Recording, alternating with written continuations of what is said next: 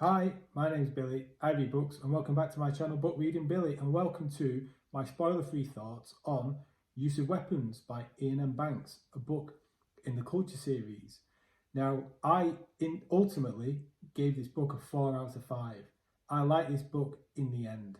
So if you want to hear my spoiler-free thoughts on it, stay tuned. But before I get into that, if you've not done already, please subscribe to the channel, like this video, and click the bell notification so you get notified when I upload new videos. So this is the first book in the Culture series that I've read. However, this is not the first book in that series. This is in fact the third book. And I'd been told the only thing I knew about going into this series, which I think is 9 books long in total, there were 2 things. First thing is that the series is good. Second thing is that you don't have to read them in order. You can start anywhere. It's 9 books in a series, but it's not a chronological story. Now, generally, I like to go into books and book series blind. I like to know as little as possible about it, which is normally not a bad thing. But with this book itself, I think that kind of spoiled my enjoyment a little bit. So who are the Culture? Well, just from reading this book alone, I can give you a bit of a guess because it's not exactly clear, to be honest. They are an advanced race of humanoids, basically. And what they do is they interfere in and tamper with lesser civilizations to engineer certain outcomes or certain situations that will benefit them, the Culture, in the future. Now, what I'd suggest is, because that is a pretty basic summary of what they are, is there are other videos out there on YouTube that can tell you far more details about them. But for me, just from having read this book, that's pretty much all I'm confident in explaining for now. So this book itself, we follow a character called, and I am going to butcher this name, I'm going to have to read it as well, Sheridanine Zakalwi. I'm just going to call him Zakalwi, but he's not actually a member of the Culture.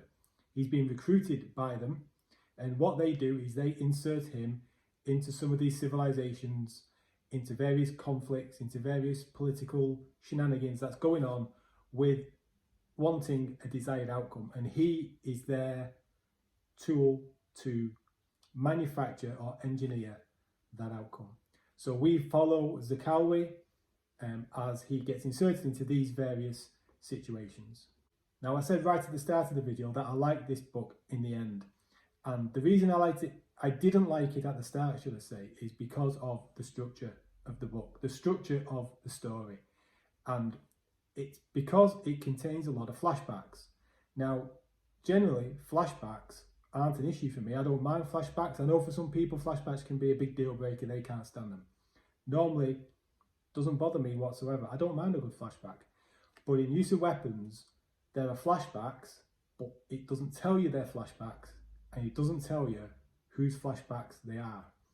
So for the first, I'd say 40% of this book, the story will be progressing, and then we go to a new chapter, and it wouldn't tell you who you were following or what was going on. And I found that incredibly frustrating. It took 40% of the book until I worked out that these were indeed flashbacks, and I worked out and established who this character was. Then it started making more sense to me. But the problem was that frustration was pulling me out of the story, because I was left feeling that I just wasn't invested, I didn't care, and I just wasn't interested. So as you can probably gather, the book doesn't hold your hand. It doesn't spell things out to you. You have to just go with it, basically, and work it out as you go along. And as such, I did kind of feel like I was missing some backstory. I felt almost like I was reading book 2 of a trilogy without having read book 1. So I felt like I was missing some information, which is why my description of the Culture that I just gave before is a little bit vague, really, because it doesn't really explain much. I feel like I should have had a couple of books of setup to explain a bit more about what the Culture was before going into this book. So it doesn't hold your hand, doesn't spell things out to you.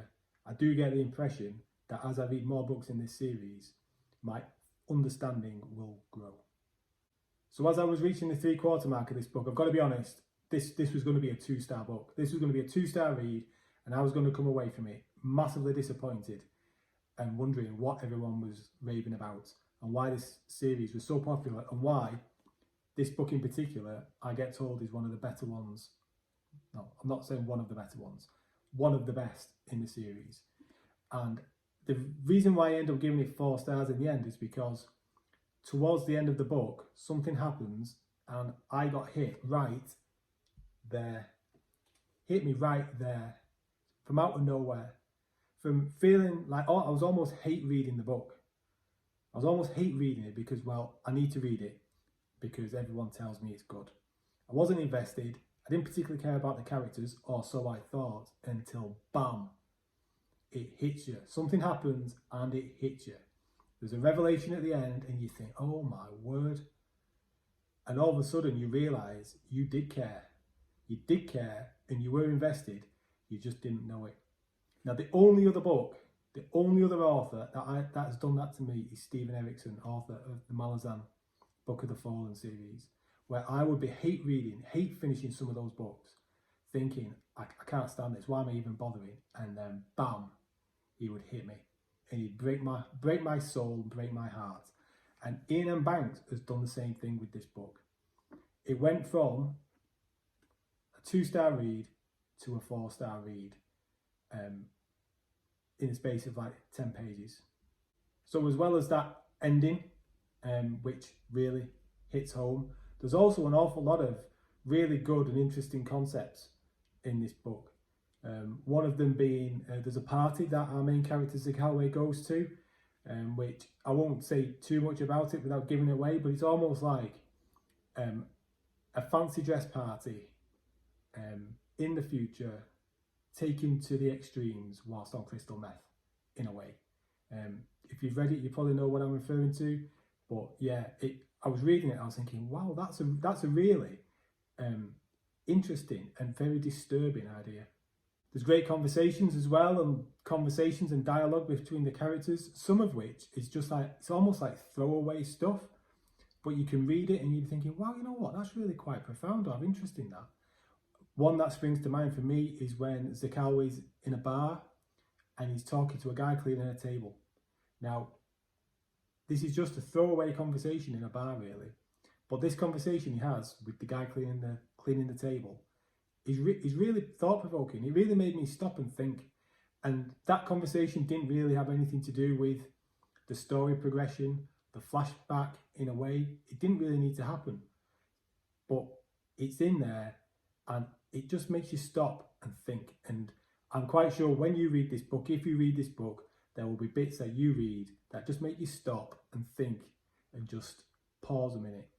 And that, to me, is a sign of a really good author and really good book. And if you've watched any of my videos before, you do know I enjoy a good bit of humour in my books. And this, I did not think there would be anything light-hearted in here, but there is. And it's not where you'd normally expect it.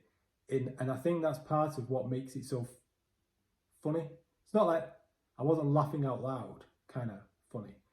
But there will be something that's happening which is quite maybe disturbing in a way. But there's things being said or things being done which has just got a big dollop of humour in it. Just when you're in the situation where you would least expect it. Which I think just adds to the, not absurdity, but just to the enjoyment level massively. So yeah, overall it's a 4 out of 5 read. It's that ending, that sucker punch, that twist, that revelation at the end that elevated this from a 2 to a 4-star read for me. And it also means that I will carry on with this series at some point in the future, and hopefully I will get the extra layers added in for what the culture are, what they do, and just build on the world and the universe that this book and series is set in. So let me know, have you read it? Did you enjoy it? Which do you think I should read next? My plan is to go to Consider Fleabas, book number 1. Let me know what you think. Do me a favour, give us a thumbs up, and I'll see you again in the next video. Bye bye.